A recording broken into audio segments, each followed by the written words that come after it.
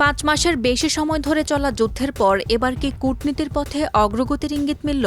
বিশ্বের অন্যতম গুরুত্বপূর্ণ জ্বালানি পরিবহন পথ হরমুজ প্রণালী দিয়ে জাহাজ চলাচলের নতুন নৌপথ নিয়ে সমঝোতায় পৌঁছেছে ইরান ও ওমান। ইরানের পররাষ্ট্র মন্ত্রণালয়ের মুখপাত্র ইসমাইল বাঘাই জানিয়েছেন, দুই দেশের মধ্যে একটি যৌথ বিবৃতির খসড়া চূড়ান্ত পর্যায়ে রয়েছে।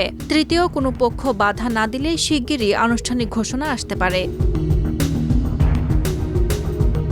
সমঝোতা অনুযায়ী নতুন নৌপথের বড় অংশ থাকবে ইরানের আঞ্চলিক জলসীমায়, আর কিছু অংশ যাবে ওমানের জলসীমা দিয়ে। ইরানের উপপররাষ্ট্রমন্ত্রী কাজেম গারিবাবাদি জানিয়েছেন, প্রাথমিকভাবে 2 থেকে 4 মাস এই রুট ব্যবহার করা যাবে।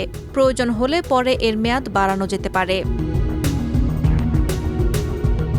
এর আগে হরমুজ প্রণালী নিয়ে ইরান যুক্তরাষ্ট্রের উত্তেজনা চরমে ওঠে। মার্কিন প্রেসিডেন্ট ডোনাল্ড ট্রাম্প হরমুজ খুলে দিতে তেহরানকে চাপ দেন, এমনকি বড় ধরনের হামলার হুমকিও দেন। যদিও ইরান স্পষ্ট জানিয়েছে, ওমানের সঙ্গে এই সমঝোতায় যুক্তরাষ্ট্র কোনো পক্ষ ছিল না।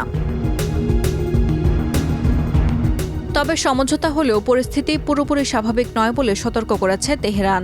ইসমাইল বাঘাইয়ের দাবি, হরমুজকে অনিরাপদ করে রাখার জন্য এখনও যুক্তরাষ্ট্রের নৌ অবরোধ ও সামরিক হুমকি দায়ী। বিশ্বের প্রায় 20% জ্বালানি এই প্রণালী দিয়ে পরিবহন হয়। তাই এই সমঝোতা শুধু আঞ্চলিক নয়, বৈশ্বিক জ্বালানি বাজারের জন্য গুরুত্বপূর্ণ হয়ে উঠতে পারে।